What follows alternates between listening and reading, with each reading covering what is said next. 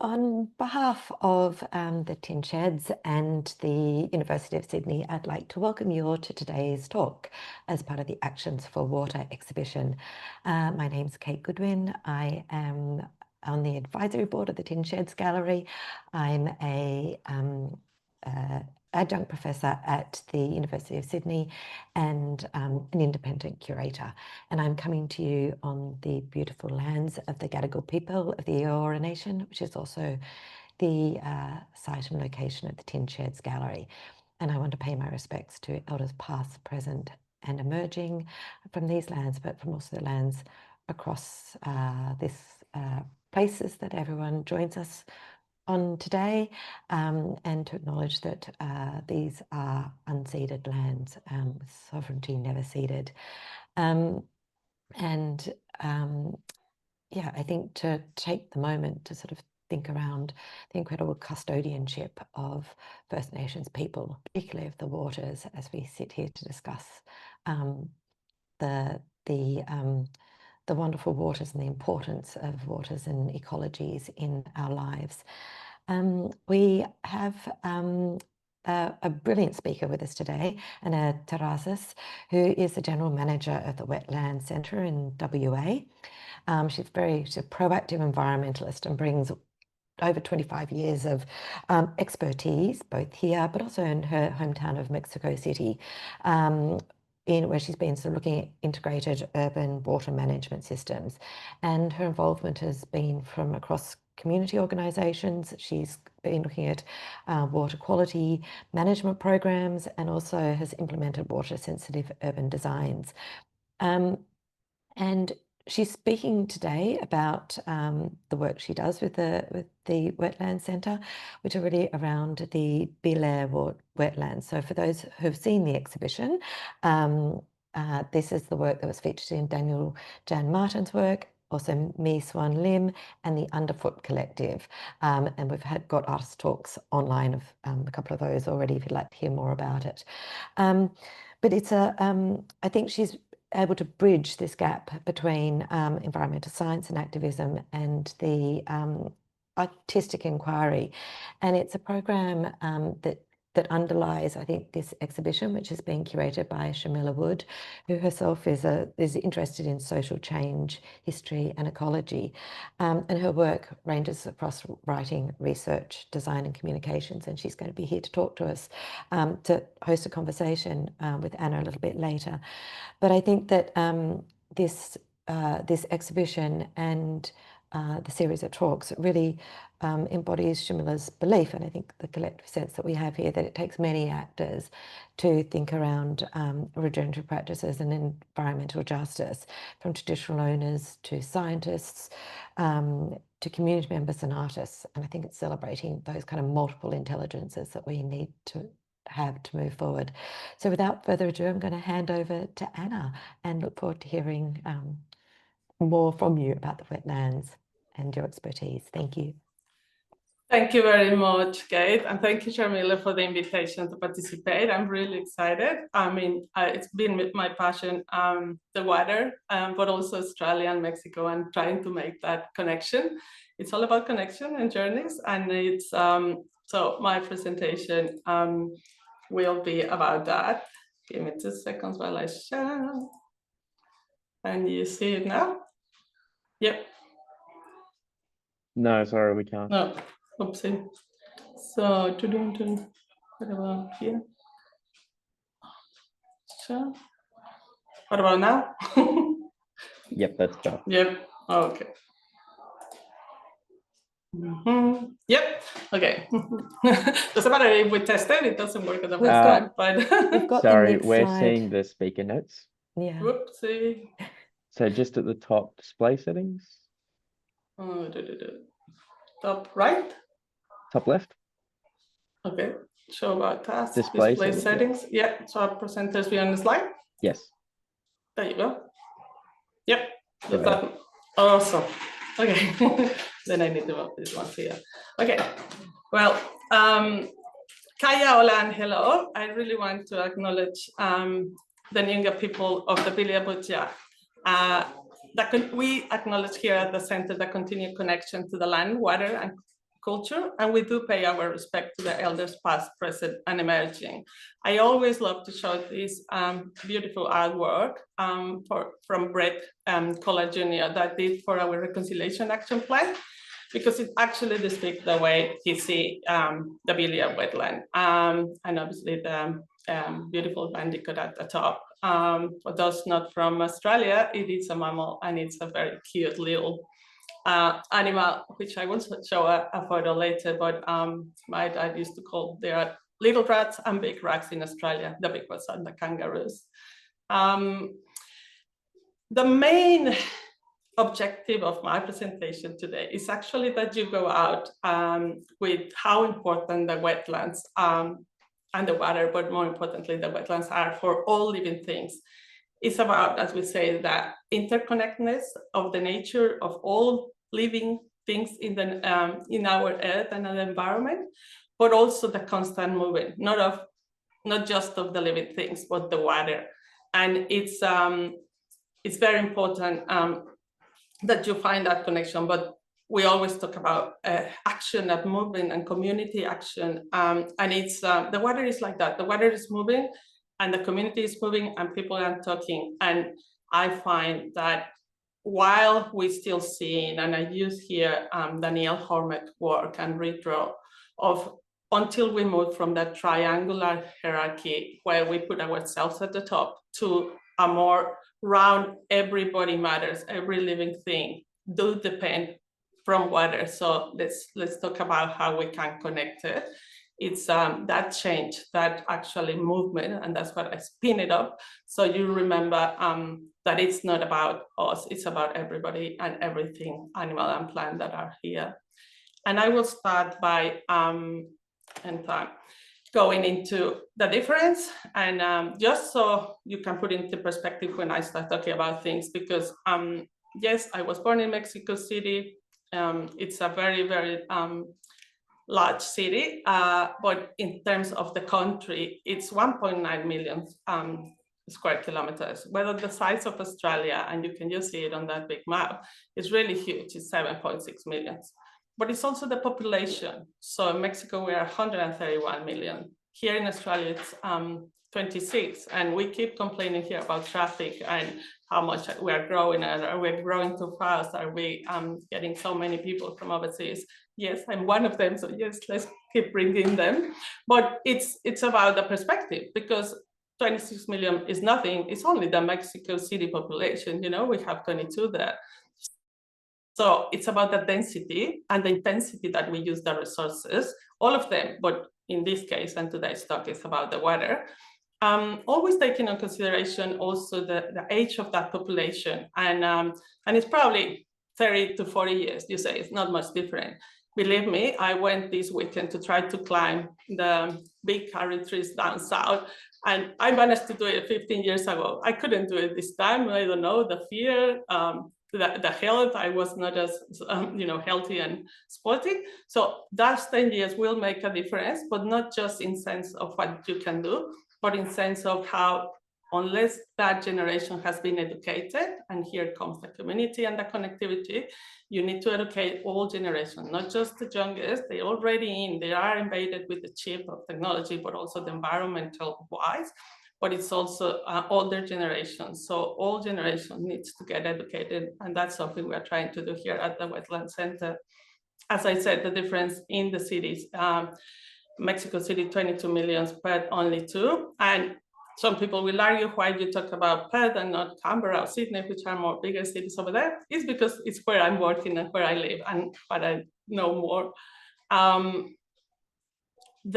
These are the difference, big, huge difference that you always have to have on your background, but they are also very similar as countries. They are both regions that recognize it as a hotspot, biodiversity hotspot. So these are the richest places on earth, and there is only 39 or something regions around the world. And it happens that Mexico do have and Australia do have some of those regions, and one is here in Perth in the southwest. So it's very important because there are 2 criteria to be able to fill in those biodiversity hotspot regions, and it's the diversity of plants and also obviously how threatened they are. The other similarity is how Indigenous language and Indigenous people that have lived and care of the country teach us so many lessons. It's that similarity of the connection they have to land, water, and culture. And I mentioned on the acknowledgement, and it's not just here, it's also back home. Australia has more than 250 Indigenous languages, and you can see it on the map. But Mexico does have, and it's 68 Indigenous groups, but they talk about 364 different languages. So it is very regional as well and very different. But still, it's that connection that they have that give us, that start getting those similarities. Then we have this other. It's those Indigenous people, they have something in common, the serpent. On the one in Mexico, they define the event of how they found the Tenochtitlan and how they found the city. It was actually a story of an appearance of an eagle perched on a nopal or cactus, devouring a serpent. That's what they've been told, the Mexicans, to believe. And it was a sign from their god, Huitzilopochtli, that according to the historians, that's what they meant to build their city. Same, if you talk to the Nyoongar people here, their central beliefs are that it was a large snake, the one that created the Swan and the Canning River, and all the waterways and landforms around where Perth is present today. Nyoongar believes the Walga was created by this rainbow serpent, and it's very strongly associated with the rivers and how all the wetlands and rivers are joined in Perth. It's I truly believe it. I mean, there is a reason there is serpent behind, and I know in at least in Mexico, you're always scared of the serpent because there are the snakes, the rattle ones, very scary. But believe me, here they have one of the most poisonous ones. Sorry, I'm going to go through. As I said, when they found the place where they must build Tenochtitlan, it was in the middle of a lake now called Texcoco, and it was a sign. And they start the construction of the city, and you can see on that picture how they make all these canals and all these streets that's still there, in the sense they guide how the city is oriented and everything. But they started to build on top of the wetland or lake, and then honestly, it's amazing how it's an urban wonder, Tenochtitlan. They managed to build it, and we are talking about 500 years ago. And they build the city on top, and they start to associate and do a lot of the current urban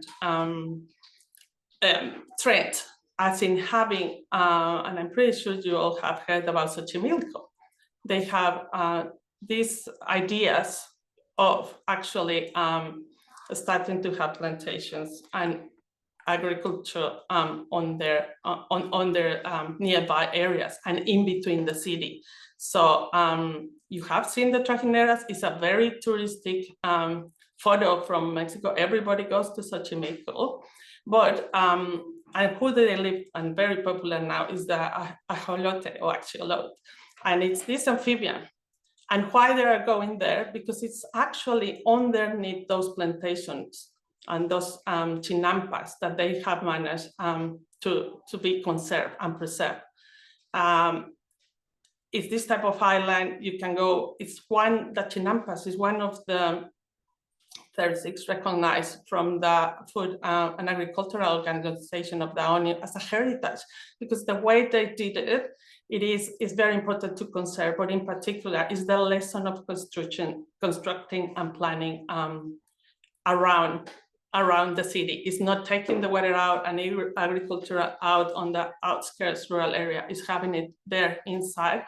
And it's, I have seen these ones popping in Australia as well. And some cities in Sydney, in Perth, they use it as refugee, to put in floating refugee for birds to come. and or even to stripping nutrients, because the rivers are getting nutrients. Let's put these islands and bring biodiversity on top, but also suck the nutrients and clean the water. But also now, even Murdoch University is trying to put and prove the best wetlands plans, and we're doing a trial with them to actually use it not just from the top, but also underneath. It's quite a refugee for all the native fish, which they don't have a chance with this hot weather if they don't have these little islands. So as I said, it is the way it was constructed, and I need to credit Cesar Ortega and Friends of Mexico for putting this one together. But this is what it was actually, the lake, and this is how you can see, and it looks Mexico City today. No water to be seen, and obviously that will bring problems, and I will talk about those problems later because we share them as well.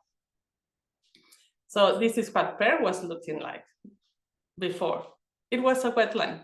And this is credit from ECU University. And to make awareness, they actually put this, try to recreate how it will look before the settlement of the Europeans. And yeah, it is the same. They start building on top of the wetland and drain them. On the right-hand side is how it looks. I mean, Mexico was even worse because it was a lake on a valley and they filled it up. Here we are living a couple, and you can see the snake, and here it comes again. It's that Nyoongar belief, and you can see it. It's very, very easily to see how the snake was creating the borders of Perth. But when the first settlement Europeans came to Australia, they come across and they were seeing people gathering together into the wetlands, and where was the Nyoongar was using those places as a gathering place, as a food place, shelter place. All the ceremonies were taking place around these wetlands. I recommend to go and see the museum website. There is beautiful more story about that one. But for me is then what the Perth is going to be, what is going to be changing. And this is, I returned to Perth last year after 8 years in Sydney. And I was so happy because they say, come and see on the Perth Festival, a wetland in the city. And I'm like, oh, where is that? I can only remember this one that they were building more or less at the time I arrived here. Then I'm sorry, about the time my son was being born 10 years ago. And I went there and they say, no, it's actually inside the mall. Can you believe it? There was this wetland created inside a shopping center that is gonna be knocked up and rebuilt. So again, this putting us humans on top, but they were showing, and on a very, very clever way, ironically, how the wetlands in Perth used to be. But we are here underneath, in between a food court in the middle of the city.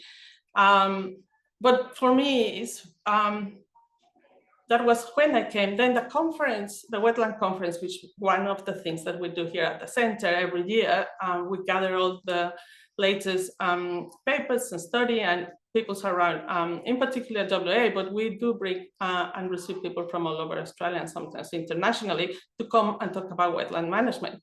And we came with the resolution. We are seeing that you are just, diminish and filling up all these wetlands. And they are really significant, not just for the Nyoongar people, but also because there is a place, this place in the city really comes up. It was, yes, it's a constructed, and we have outside here a constructed one, but you can see how easy and quickly they come alive. And also not just for us to enjoy as the society that helps and put the plants in, but it's all the frogs, the birds, the invertebrates, the fishes that come and start living there. And unfortunately, now they are knocking down this one and building a new precinct and no water to be seen. But let's not talk about the sad things apart from the drop. Again, another similarity. We do have a very big drop in rainfall. We all know now climate change, largely attributed by the global warming caused by us humans, but it's not just happening here, it's happening everywhere, and it's happening on the extremes. But then when you have that similarity of a city built on top of a lake, what does it happen? It's just sinking because there is no more rain falling in. So the water is not filling up those aquifer underground water. And it obviously just start crushing the subsoil and start subsiding or sinking. And it is happening in a very, very big rate in Mexico. There is on the cathedral, they have this pendulum that is actually showing all the movement and the sickness, how much is going from one side to the other one. But it's amazing that, okay, there was a pyramid on top, and then there is a church on top, and all of that is putting pressure into the lake bed that has no water anymore, given of the lack of, well, in Mexico City, because it's all concrete, there is no way the rain can permeate, but also it's extracting all that water already for construction. So do you think we have the same problem here? You will see, no, we are quite clever. We are new, it's a new city, better planning. Yes, I know. We actually, sorry, next.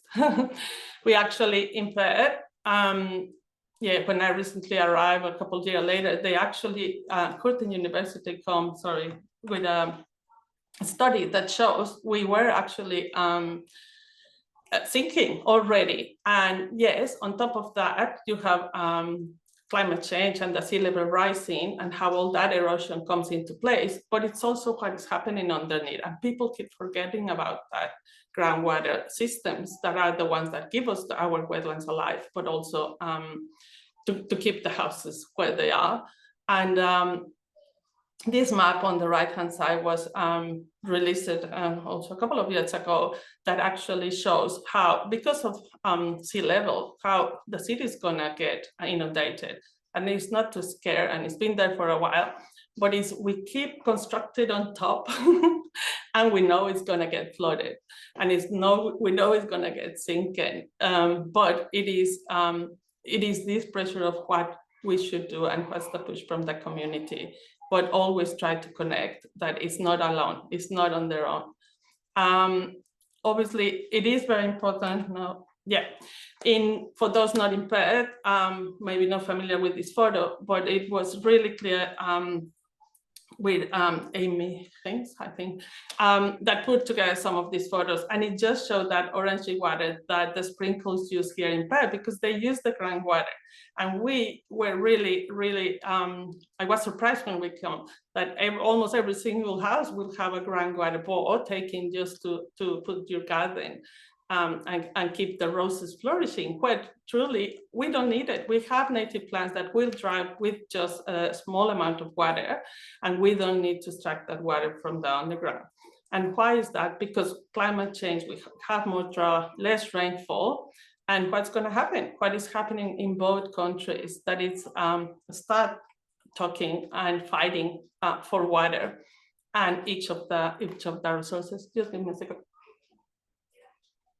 So for those here in Australia last year, also there was a big debate. Again, the community is standing up about looking how Coca-Cola was taking the water for decades from the aquifers, and it's free because an agreement done a couple of decades ago about, yes, you can use it because there was plenty of water, so why not? Let's bring the industry and then give it some of this water for free.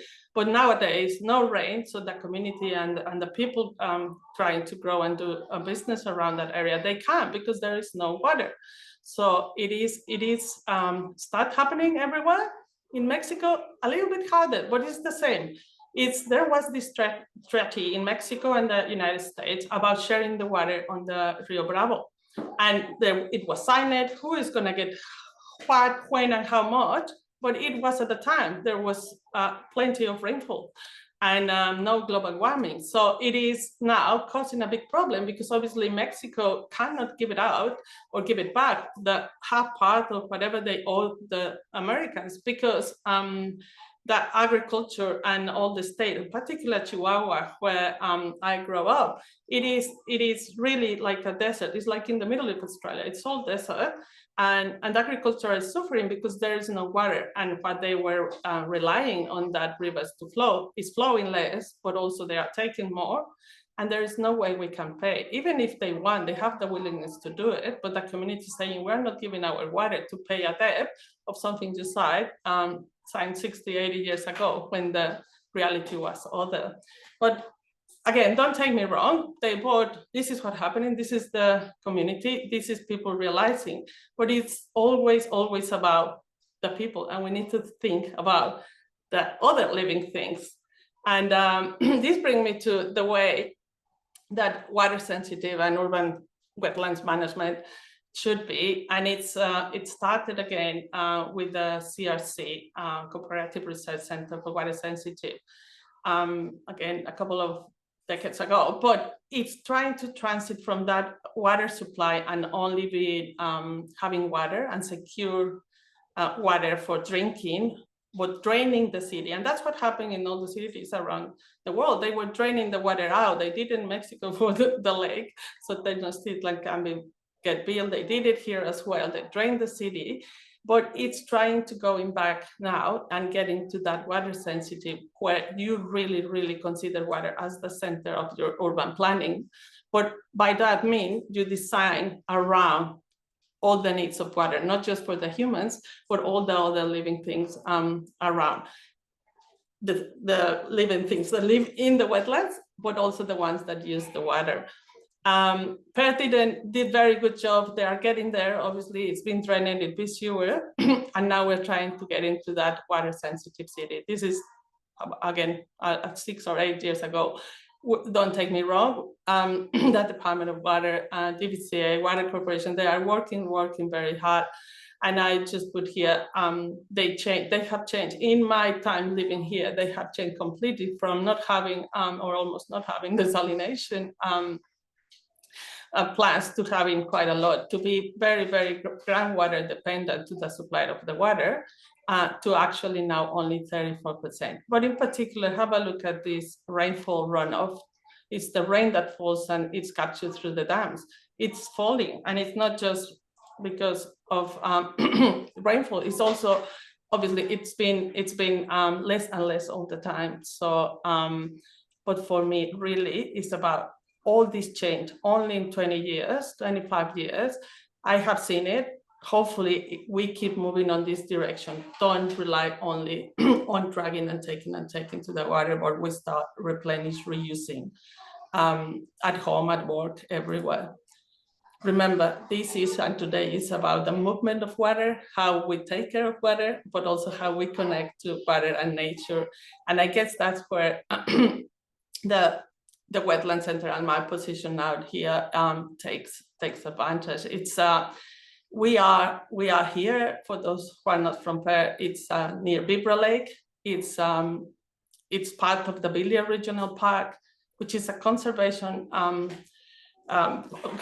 area that the EPA put it aside. But why did they choose something like this and not less like a center like New York Central Park, something in chunk? It's because of the water. It was created because of all the wetlands and the change of wetlands around Perth.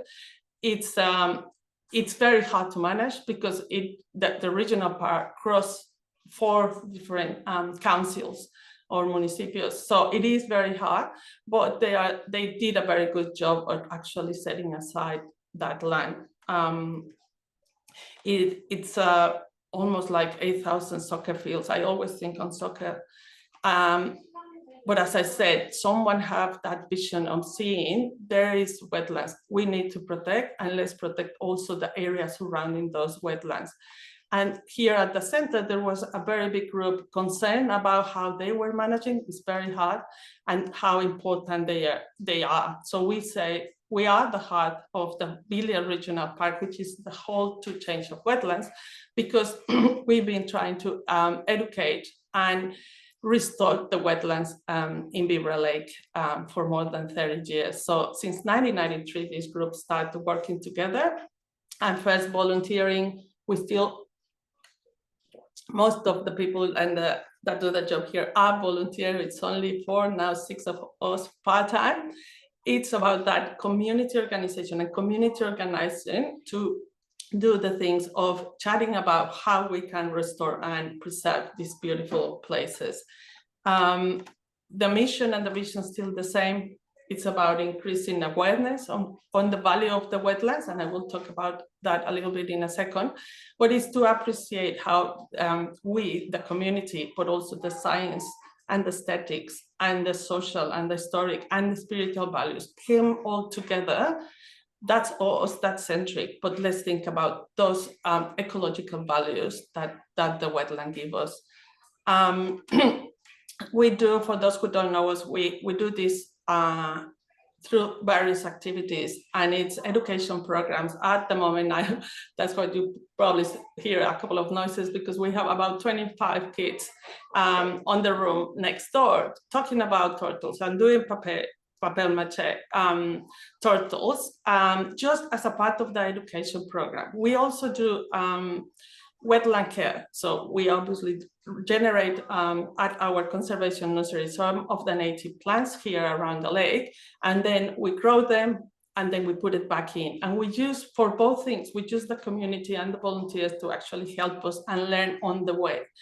It's also about that community engagement. So we open and we sell plants, but yeah, that's a way for us to fundraise, same as we do with hiring some of the spaces, is to fundraise to be able to put more things on the ground and more education and going out and reach some of the schools as well. It's and the main event, which is our annual WA Wetlands Conference in February near the Ramsar Wetland Day in the 2nd of Feb. Why do we teach them? And the why is because we do believe they are very important, because the wetlands actually provide a lot of ecosystem services. They provide food and water, not just for us, but also for the living things on there. They regulate, they help with floods and disease. They've been a good control lately with all the nasty bugs that I will talk later. They do support the purification and eutrophication. Remember, I mentioned having those little islands and plants, they help to strip the nutrients, the excess of nutrients that us humans have put in, and doesn't help the fish and the other living things in the lakes and waters. We also, obviously, the cultural services they provide. Not just to the indigenous, to the Nyoongar people that have used these places for ages to gather and to provide food, but also us now as a society to actually gather, go around. It's been proved that it does help to your mental health and well-being if you connect to nature, if you are outside and feeling and hearing the birds and smelling, the soil, the plants, the leaves. It is very, very well for our stress mental health that we have during the day for the day-to-day living. I have some pictures here. So our beautiful animals live in our lake, the snake-necked turtle, the bandicoots, as I mentioned, microbats is amazing. They are tiny, really, really little ones. We have 4 species here at the Wetlands Centre, and obviously the frogs, which at this time of the year with the rains, they are, you can hear all the time. Do I have time? I'm gonna talk a little bit about the cultural heritage and how the wetlands are really important for being a camping and ceremonial area for the Nyoongar people, source of food. They used to use obviously the plants, but also the turtles as a way of surviving. They also have the reeds, and they also been a very good place, as they mentioned at the beginning. When the first settlers came, they see the people gathering around the wetlands. That's their place to do some culture business. I've been told that the Beeliar Lake one where I am, it's the woman one, so I'm on the right side, but across the road is the men's one, which is the North Lake one. They are very important. The wetlands are super important for providing the birds, in particular, nesting and feeding habitats. They also support other birds that come across. So you will see flying from the coast to inland. The wetlands in between are that supported network. And obviously all those migratory waders, like these curly sandpiper that fly, not as much as I fly from Mexico, that is a 30-hour flight, but they do fly like big distance to come and actually find these lakes and wetlands as their refuge. However, the bad news is there is a lot of threats for the wetlands. We need to find the balance because they are surrounded by urban environment. You saw that one on the photo on the city.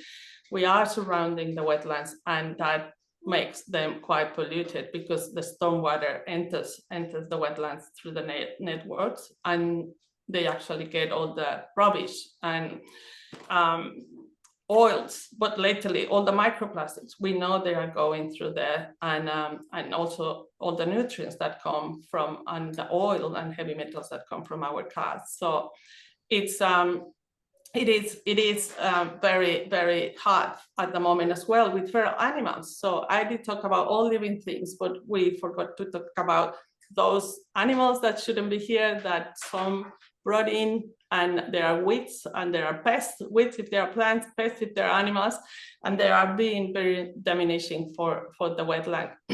Last year we have sadly 100 turtles die because, again, there was so much dry that it didn't rain for like 6-7 months, and the lake bed was so hard that the foxes realized they can walk through and actually dig out the turtles and eat them. It's not that the turtles haven't been eaten before, it's the amount, because the foxes shouldn't exist here, and they just got an opportunity and have a buffet. So again, the community is railing out and talking to defend and do things about how we can save the turtles. We already showed you the water levels.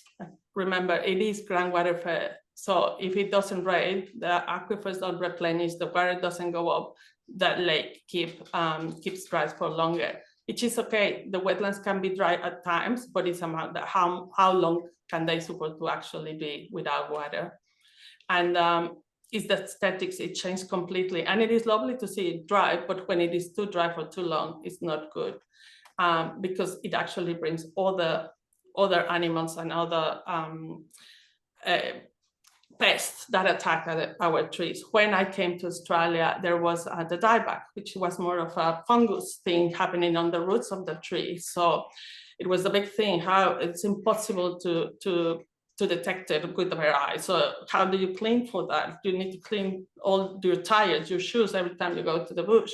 Not all people want to do it, but now we have this polyforest short hole borer, which is the latest one, and it's been in California, South Africa, and devastated hectares and hectares of bushland, because they actually go in, do a tunnel, and then it get the tree infected and die. So it is very scary of how easy the ecosystem can fail. And however, the government and the community are acting. So we have these turtle trackers going out and taking care of the turtles, and when they are nesting and trying to get them off predators. There are the councils, they are gathering together, as I mentioned, it's the Coburn, the Fremantle, Kwinana, they are gathering together to get enough resources and combat the foxes, because you cannot do it on your own. Everybody have to do a little bit so they can actually be reduced or eliminated if possible. It's, for me, it's about that. It's how do we as the community, we start looking, it's not only us, it's not for me to go around the lake and see it's really beautiful. It's about also the living things that live there and what I can do in my own little space to actually enhance where am I. And always, if you have water on your head, and I'm not talking about drinking water or showering for longer hours, it's just these little things that you can do so we can conserve these lovely ecosystems. I want to go quickly and about from giving thank you and the credit, because some of these photos and pictures from Mexico side, I got it from the Friends of Mexico Association and presentations before. I invite you, if you still want to hear about Mexico, to come to the museum next month to hear about the food, which is another lovely topic. But also, if you are from Perth or even from overseas and want to come to our conference in February, this is last year, you can see the reports, you can see all the studies and more in depth.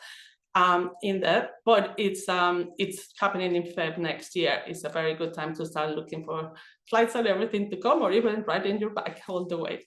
And as I mentioned before, it's amazing how the connection and intercultural things do happen. Without me planning, there is a turtle mache craft workshop today here at the center as part of our education program. So we're talking of a species that is suffering. We show the kids what they can do about it, but also get that artistic thing, craft, and use it papel mache, which for a Mexican is, remember your piñatas when you were young. It's really embedded with us. We always talk about those piñatas when we were young. Thank you very much. I don't know if I feel all over, or you want me to go back to something in particular, but open for questions, Sharmila. Thank you, Anna. Thanks so much. That was such an insightful talk. And I think, the connections between Mexico and Australia, just demonstrating the kind of global challenges that impact on our really locally lived lives. But also, I think, offering some inspiration and hope about how we can change, and that movement happens through taking positive actions. And listening to you today, I've been thinking a lot about some of the artists and artworks and actions for water at the Tin Sheds Gallery, and how a lot of the approaches seem to stem from frustration with systems that sometimes aren't enough to protect fragile ecologies. But rather than stopping there, we can really reclaim agency and reframe wetlands as places of connection and regeneration. So we almost are out of time. So sorry, if anyone, that's okay, that's fine. If anyone would like to ask a question of Anna, I'm sure she's happy to share her email address, perhaps in the chat. Yes. But firstly, we do have a little bit of time, and I'm just really interested to know how a model like the Wetlands Centre, which is very community-based, can kind of help us reimagine water as something that has a cultural history, that has meaning in our everyday life as well. Yeah, well, as I said, it's more for me that trying to start thinking on not being hierarchical, being more integrated, being connected, and think about on the activities you do as a community or as a group or at the school or at work, what else you can think or see others are doing that you can help them to do it correctly. It is about pushing to get the best management, to push both sides, the community to do the right thing, but also the government to do the right thing. It's educating both of them and obviously showing them and appreciating. That's how I find this model at the Wetlands Centre is. We just don't ask you to come and listen. We ask you to come and learn. Yes, listen, but then do. And do by helping us growing the plants, by helping us putting the plants in the ground, or by helping us, cleaning up about after a workshop so we can have our next hiree and get more fundraising to educate more people. So is that getting involved by doing, but always thinking that it's not for us, it's not for us as humans, it's for the whole being and all living things. Well, there is one question that's come through that we probably have time for is, in your view, what is the most important ethical question that faces urban water management? Oh, I guess it's the accessibility, how it's clean and affordable. And it could be another 45 minutes of presentation about that difference here, because you here, sometimes you don't realize, but you have those discrepancies between the cities and the rural areas. And in Mexico, we do have them as well and go to the extreme. But then you can sort of say, oh yeah, but Mexico, third country, we are not that wealthy, blah, blah, blah. Here we have the wellness, and still very hard to make that accessibility and fairness in the clean water. Being honest all the time about how clean is the water we are giving, not just to us for drinking, but also to the environment. But also educate the people of, okay, it's okay to drink reusable water. It's not bad. Don't panic like in Queensland. It is okay. But okay, if you're not ready yet, if you need more science, let's start just by using that and recharge the aquifers or recharge the wetlands. It is about that accessibility and fairness for me. Thank you, Anna. And thank you so much for the ongoing work that you're doing in the Wetlands Centre. It's such an important space. Yeah, thank you. As I said, it's not me. It's the few staff here, which are amazing, but also the other hundreds of volunteers that came here every year. Can I just pass back to Kate Goodwin now? And before I do that, just to thank the Tin Shed Gallery and the School of Architecture, Design and Planning for hosting these talks. Thank you. Well, I think you've thank you, Anna, so much for sharing, I think, the wonder of wetlands. I mean, I think we all want to come over and visit, you know, Please. Perth and to see what you've done. I think the kind of idea of the listen, learning, and doing is so important, isn't sort of starting to participate in what it is to kind of engage with our environment. And it was wonderful. And also I really enjoyed hearing about the connection with Mexico. I don't know if you know this year's Venice Biennale, the Mexican contribution was about the chimpanas. And so I think, you know, it's now on an international stage. It was wonderful and a kind of beautiful discovery I made over there in Venice about this kind of amazing water agriculture system. So thank you for opening our eyes, inspiring us, and these connections. I think we'll go back to the exhibition kind of with fresh and renewed enthusiasm and ideas with the kind of science and thinking behind it. So thank you all for joining us. And please do, we've got another talk tomorrow, or Thursday, Friday, and then again next week. And you can listen back to the conversations that Daniel provided and also Underfoot, both of which refer to some of the work that Anna has been talking about. So thank you once again to Anna, to Shamila, and to all of you for joining us. And we look forward to seeing you for more wonderful chats. Bye. Thank you very much. See you. Bye.